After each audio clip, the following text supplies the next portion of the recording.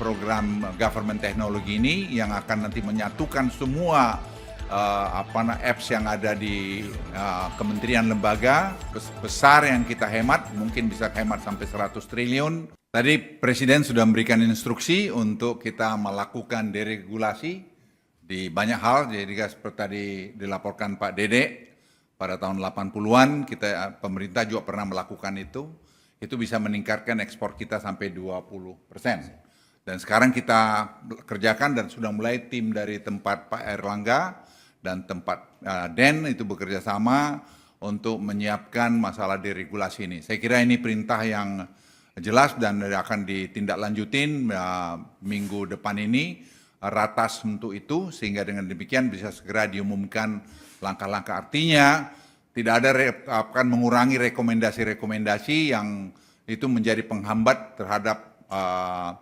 industri-industri yang mau masuk ke Indonesia. Seperti tadi misalnya TPT tadi, sepatu garment tadi, itu bisa menciptakan mungkin beberapa ratus ribu lapangan kerja dalam beberapa waktu ke depan, karena mereka tuh semua siap. Itu yang tadi bisa, terus apa lagi, Dek? Udah. Mari.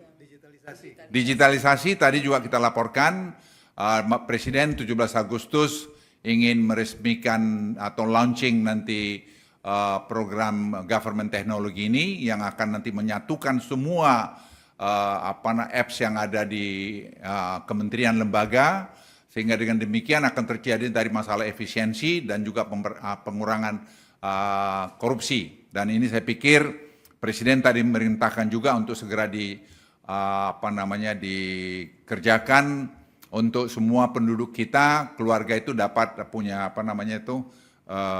bank account.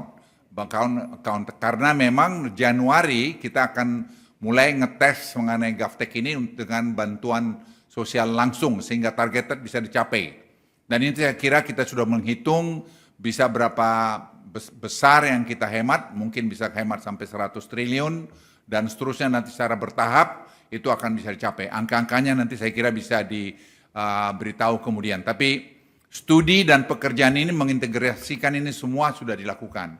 Presiden tadi malah memberikan sebelum selesai akan menemui anak-anak muda Indonesia yang berjumlah 300 orang yang menyiapkan tadi government teknologi ini, dan juga ada 185 guru-guru gasing yang dari seluruh Indonesia untuk bertemu dengan Presiden, lagi diatur oleh Sekap. Waktunya kita mungkin melihat Sabtu atau Minggu atau Senin untuk Presiden memberikan arahan pada mereka atau apresiasi terhadap guru-guru ini. Saya kira itu, apa yang saya lupa lagi, Mar? MBG tadi juga dilaporkan oleh Profesor Arif, karena Arif ahli kemiskinan, kita semua terperangah juga melihat bahwa dampak MBG ini memang luar biasa kepada pertumbuhan ekonomi, lapangan kerja, terus ekosistem yang terbangun dari ekonomi dan seterusnya. Dan ini dan penurunan kemiskinan. Kamu ngomong lagi lengkap lah. Arif lu yang ngomong ahli. Ini Profesor Arif adalah ahli kemiskinan Indonesia yang jarang kita dengar dari Presiden, mengagumi tadi apa yang beliau sampaikan. Silakan angka-angkanya, Arif, lu ngomong.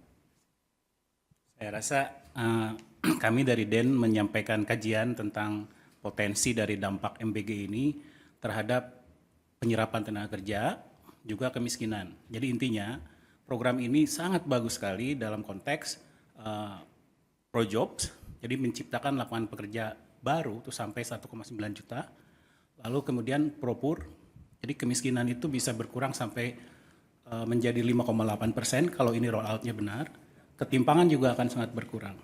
Teman-teman bayangin aja ya, kalau 3 orang anak, satu keluarga punya 3 orang anak, itu dia dapat per bulannya bisa dapat 600.000 dari MBG.